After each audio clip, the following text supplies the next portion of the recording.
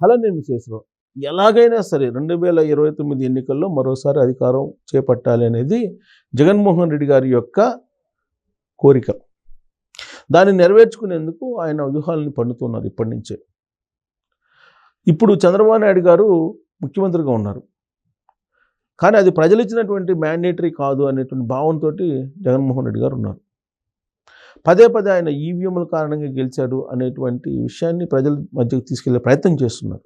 అంతేకాదు లోక్సభలో మిథున్ రెడ్డి గారి లాంటి వాళ్ళతో కూడా ఈవీఎంల కారణంగా గెలిచినటువంటి పార్టీ తెలుగుదేశం పార్టీ లేదా కూటమి ప్రభుత్వం అనేది ఎస్టాబ్లిష్ చేసే ప్రయత్నం చేస్తూ ఉన్నారు. మరి ఒకవేళ 2024 ఎన్నికల్లో ఈవీఎంల ద్వారా గెలిస్తే కూటమి ప్రభుత్వం 2019 ఎన్నికల్లో జగన్మోహన్ రెడ్డి గారు 151 స్థానాలతో గెలిచారు. మరి వాటిని ఏమంటారు అనేది తెలుగుదేశం పార్టీ వాళ్ళు చెబుతున్నారు. ఇలా తరచూ పరస్పర ఆరోపణలు మనం వింటున్నాం. అయితే ఇప్పుడు ఎన్ని ఆరోపణలు చేసినా లేదు ఎన్ని విమర్శలు చేసినా ఈవీఎంల్లో మ్యానిపులేషన్ ఉందనేది నిజమని చెప్పేసి ఒకవేళ అనుకున్నా ఇప్పుడు చంద్రబాబు నాయుడు గారిని కానీ కూటమి ప్రభుత్వాన్ని కానీ ఏమి చేసిన పరిస్థితి లేదు.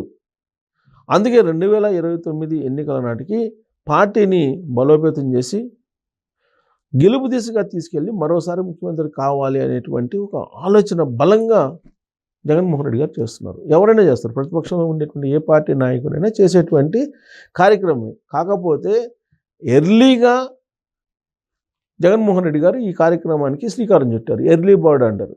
సో కాబట్టి ఎర్లీగా ఈ కార్యక్రమానికి శ్రీకారం చుట్టారు. జనరల్గా సంవత్సరంన్నర ముందు ఎన్నికలకి ఇలాంటి కసరత్తు చేస్తూ ఉంటారు.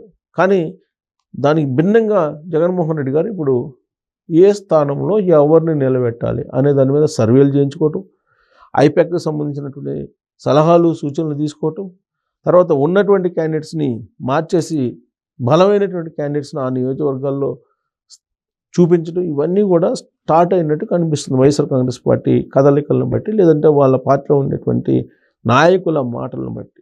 కారణం ఏంటంటే అసలు నగరి ఇన్ఛార్జిగా రోజా గారు ఉన్నారు. అంతకుముందు ఆవిడ 2 సార్లు ఎమ్మెల్యే అయ్యారు, అక్కడి నుంచి మినిస్టర్ అయ్యారు. సో మినిస్టర్గా ఉండి ఆమె అవినీతికి పాల్పడ్డారనేది తెలుగుదేశం పార్టీ వాళ్ళు చేసినటువంటి ఆరోపణ. ఆడుదాం ఆంధ్రాలో కానీ, లేదా రిషికొండ భవనం నిర్మాణంలో కానీ, లేదా టూరిజంలో కానీ ఆవిడ అవినీతికి పాల్పడ్డారనేది తెలుగుదేశం పార్టీ పదే పదే చెప్పారు. అలాగే రవినాయుడు శాప్ చైర్మన్ ఆయన త్వరలో రోజా గారిని జైలుకు పంపిస్తామని చెప్పి కూడా ఈ మధ్యకాలంలో చెప్పారు. కానీ అది ఇప్పటివరకు అయితే నెరవేరలేదు. ఎందుకు అని అంటే రోజా గారికి సంబంధించిన ఆడుదామాంధ్ర ఫైలు సీఎం ఆఫీసులో ఉండేటువంటి ఒక అధికారి తొక్కిపెట్టారు అనేది కూడా ఒకనొక సందర్భంలో మీడియాలో వచ్చినటువంటి న్యూస్. ఇలాంటి పరిస్థితుల్లో రోజా నగరం నుంచి మళ్ళీ వైఎస్ఆర్ కాంగ్రెస్ పార్టీ నుంచి పోటీ చేస్తే గెలుస్తుందా అనేటువంటి పాయింట్ మీద తాజాగా వైఎస్ఆర్ కాంగ్రెస్ పార్టీ ఒక సర్వే చేయించుకున్నట్టు ఆ పార్టీ వర్గాల్లోనే వినిపిస్తూ ఉంది. దాంట్లో ఎట్టి పరిస్థితుల్లో కూడా రోజా గెలిచే అవకాశం లేదు అనేది సర్వే రిపోర్ట్గా భావిస్తూ ఉంది ఆ పార్టీలో ఉండేటువంటి కొంతమంది. ఎందుకనంటే స్థానికంగా ఉండేటువంటి లీడర్లతోటి సఖ్యత లేదు రోజా గారికి. ఆ నియోజకవర్గంలో ఉండేటువంటి బలమైనటువంటి 2-3 లీడర్లు వ్యతిరేకిస్తూ ఉన్నారు ఆమె నాయకత్వాన్ని. దాంతోపాటు జిల్లాని యూనిట్గా తీసుకుంటే అక్కడ చెవిరెడ్డి భాస్కర్ రెడ్డి గారు కానీ, లేదా పెద్దిరెడ్డి రామచంద్రారెడ్డి గారు కానీ వీళ్ళు వ్యతిరేకంగా ఉన్నారు ఆవిడకి. భూమన కరుణాకర్ రెడ్డి గారు కానీ వీళ్ళందరూ కూడా ఆవిడతోటి పొసగినటువంటి సిచ్యువేషను. అలాంటి పరిస్థితుల్లో వాళ్ళందరినీ కాదని రోజా గారిని మళ్ళా నగర్ నుంచి పోటీ చేయించే అవకాశం ఉందా అనేది కూడా వినిపిస్తుంది. బహుశా ఇలాంటి సంకేతాలు ఏమన్నా వచ్చాయేమో రోజా గారికి.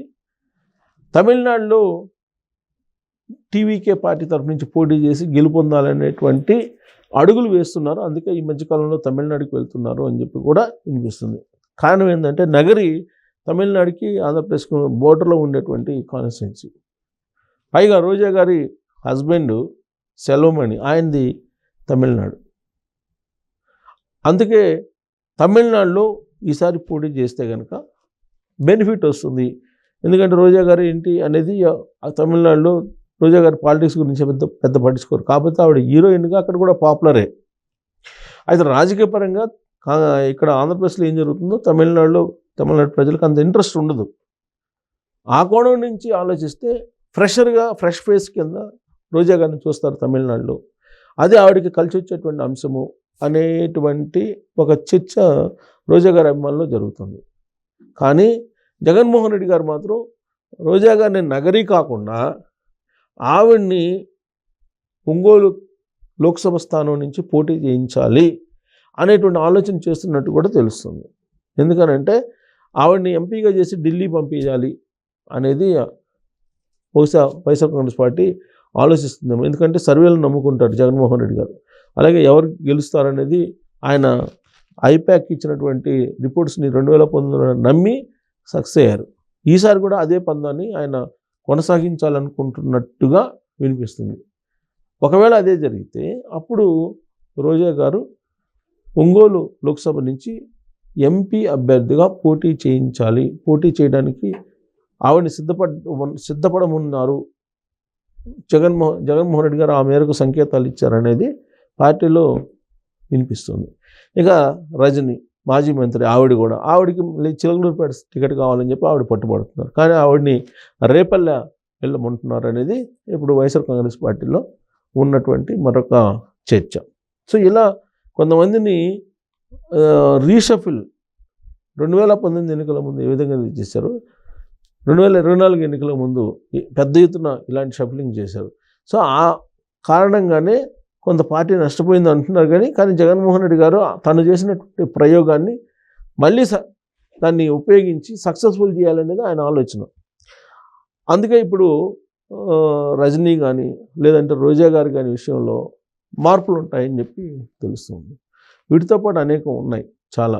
పైగా చెవిరెడ్డి భాస్కర్ రెడ్డి గారు ఒంగోలు లోక్సభ స్థానం నుంచి పోటీ చేసి 2024 ఎన్నికల్లో ఓడిపోయారు. ఆ రోజు నుంచి ఆయన కాన్స్టిట్యున్సీ వైపు వెళ్ళలేదు. ప్లస్ ఆ లోక్సభ స్థానం పరిధిలో ఉండేటువంటి నియోజకవర్గ ఇన్ఛార్జీలతో సమావేశం పెట్టలేదు. లిక్కర్ స్కామ్కి సంబంధించినటువంటి గూడుపుటాన్ని మొత్తం బయటకు వచ్చేసి దాంతో ఆయన జైల్లో ఉన్నారు. ఆయన కుమారుడు కూడా లిక్కర్ స్కామ్లో నిందితుడు. సో కాబట్టి ఇలాంటి పరిస్థితుల్లో చెవిరెడ్డి భాస్కర్ రెడ్డి గారి కనుక లోక్సభ స్థానం నుంచి పోటీ చేయించే అవకాశం ఇస్తే అక్కడ దెబ్బతింటాం అనేటువంటి ఉద్దేశంతో నగరిని ఒకవేళ వేరే వాళ్ళకి ఇస్తే అక్కడ గెలిచే అవకాశం ఉంది. అలాగే లోక్సభ స్థానం నుంచి ఒంగోలు నుంచి రోజా గారిని పోటీ చేయిస్తే ఇక్కడ కూడా ఆవిడ మంచి ఫైట్ ఇచ్చే అవకాశం ఉంది. సినిమా గ్లామరు, పార్టీకి సంబంధించినటువంటి బలము ఇవన్నీ కలిసి వస్తాయి ఒంగోలు లోక్సభ స్థానానికి అని చెప్పి లెక్కలు వేస్తున్నారు. ఇలా రకరకాలుగా కొన్ని పేర్లు వినిపిస్తూ ఉన్నాయి. కొన్ని కాన్స్టిట్యున్సీలకు సంబంధించి ఒంగోలు అసెంబ్లీ నియోజకవర్గం ఉంది. దానికి ఏదో ఒక ఎన్ఆర్ఐని ఆల్రెడీ మాట్లాడారు. కాపు సమాజ వర్గానికి సంబంధించినటువంటి ఒక ఎన్ఆర్ఐ అని చెప్పి చెబుతూ ఉన్నారు. వైఎస్ఆర్ కాంగ్రెస్ పార్టీలో మాట్లాడుకుంటున్నటువంటి సంభాషణ ఇదంతా కూడా ప్రైవేట్ సంభాషణ. It is not official information. It's ఆ పార్టీలో అంతర్గతంగా జరుగుతున్నటువంటి చర్చ మాత్రమే. ఇక గుంటూరులో కూడా అనేక మార్పులు చోటు చేసుకునే అవకాశం ఉందని కూడా తెలుస్తుంది. కాకపోతే రివీల్ చేయట్లా, కొన్ని పేర్లు మాత్రమే బయటకు వచ్చాయి, మిగతా ఈ రివీల్ చేయట్లా. సో కాబట్టి బయటకు వచ్చినటువంటి పేర్లు గురించి మనం మాట్లాడుకుంటే చిలకలూరుపేట నుంచి రజనీ గారు ఇంట్రెస్ట్గా ఉంటే జగన్మోహన్ రెడ్డి గారు మాత్రం కాదు రేపల్లి వెళ్ళి పోటీ చేయండి అని చెప్పి చెబుతున్నారు అనేది కూడా వినిపిస్తుంది. సో మరి రోజా గారు ఒంగోలు లోక్సభ స్థానానికి, అలాగే రజనీ గారు రేపల్లికి వెళ్ళే అవకాశం ఉందా, అసలు రాబోయే రోజుల్లో ఏం చేయబోతున్నారు వీళ్ళిద్దరు అనే దాని మీద మీరు కామెంట్ చేయొచ్చు. Thank you.